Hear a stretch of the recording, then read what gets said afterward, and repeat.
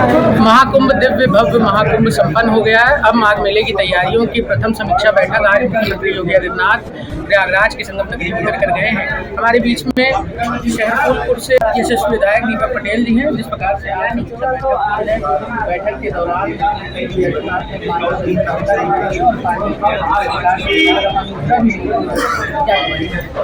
विशेषकर पानी को लेके जो विभाग के सिंचाई विभाग ने आश्वस्त किया है 10,000 क्यूसेक पानी की आवश्यकता होती है। इसमें 19,000 क्यूसेक पानी यहाँ चल रहा है और पहले स्नान से पहले उसको व्यवस्थित कर देंगे और कुंभ की जो व्यवस्थाएं यहाँ चल रही हैं, जो कुंभ के लिए काम हो रहे हैं, पानी उसमें बाधा नहीं होगा।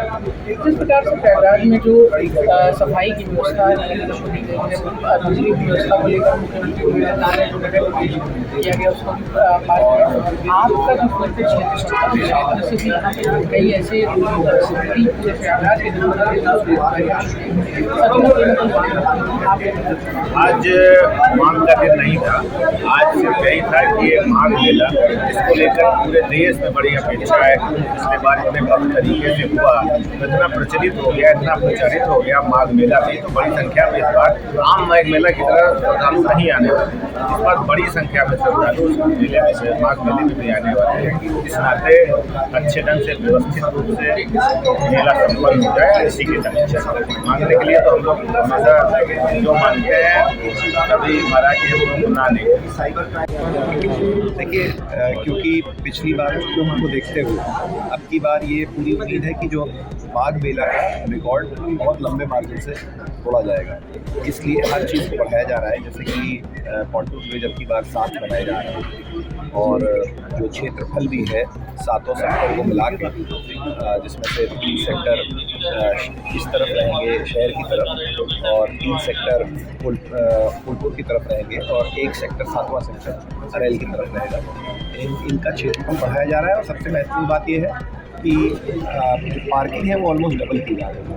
बहुत बड़ी पार्किंग देने का प्लानिंग है और साथ में शटल बसेस, जिस तरह आपने खुद देखी, इस तरह बैटरी शटल बसेस लगाई जा रही हैं और साथ में जो डीजल बसेस हैं उनको भी बैकअप में रखा जा रहा है। अगर वो उनकी शॉर्टेज बढ़ी तो उनको बढ़ा दिया जाएगा। साथ में मेला के थाने भी बढ़ाए जा रहे हैं और सभी सुविधाओं को बढ़ाया जा रहा है। जल निगम की भी जो कार्रवाई है वो भी ऑन ट्रैक है और 10 क्यूसेक का पानी मुख्यमंत्री जी ने आदेश दिया है कि 10 क्यूसेक का पानी कम से कम मिलना चाहिए और उसमें जो ई कोली लेवल है और कोलीफॉर्म लेवल है, ये सारी चीज़ें डिजॉल्व ऑक्सीजन लेवल है वो वर्ल्ड हेल्थ ऑर्गेनाइजेशन की नॉर्म से रहना चाहिए। ये दोनों प्रयास करने वाले इंश्योर। आज आपके घर के आवाज़ दे रहे थे,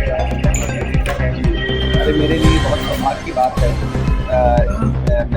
मेरा एक मान्यता थी कि 22 का चुनाव जब जीतूंगा तो उसके बाद बजरंग बली की प्राण प्रतिष्ठा कराऊंगा और उसको संपन्न करने के लिए महाराज योगी आदित्यनाथ जी खुद आ गए और उन्होंने आरती करके, वैदिक आरती करके उसको प्राण प्रतिष्ठा को संपन्न किया।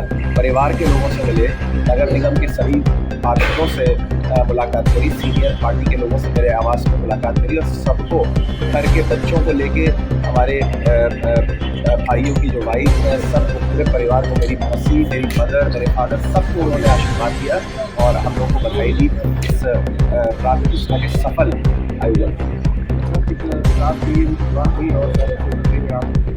जी।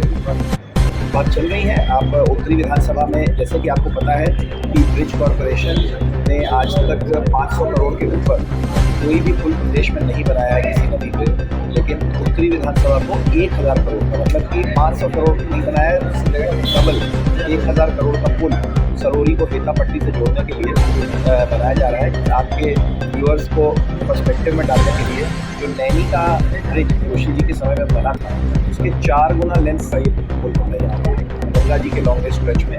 और उसके बाद जो शहर में ज़मीनें बहुत महंगी हो गई हैं, 3 लाख 4 लाख गज की ज़मीन हो गई है, जो मिडिल क्लास का आदमी अफोर्ड नहीं कर पा रहा है, इसके लिए आवास विकास द्वारा एक नया शहर बसाया जा रहा है हेतापट्टी में, जिसमें मिडिल क्लास के लोगों को हाउसिंग मिल सके। तो इस तरीके के बड़े काम ऑलरेडी हो रहे हैं। साथ में आपको बता दूँ कि मेडिकल चौराहा और भाड़ा प्रताप चौराहा इन तीनों के ऊपर क्योंकि बड़ी रेड लाइट हो रही है तो इनको बाईपास करने के लिए फ्लाईओवर की भी प्लानिंग है।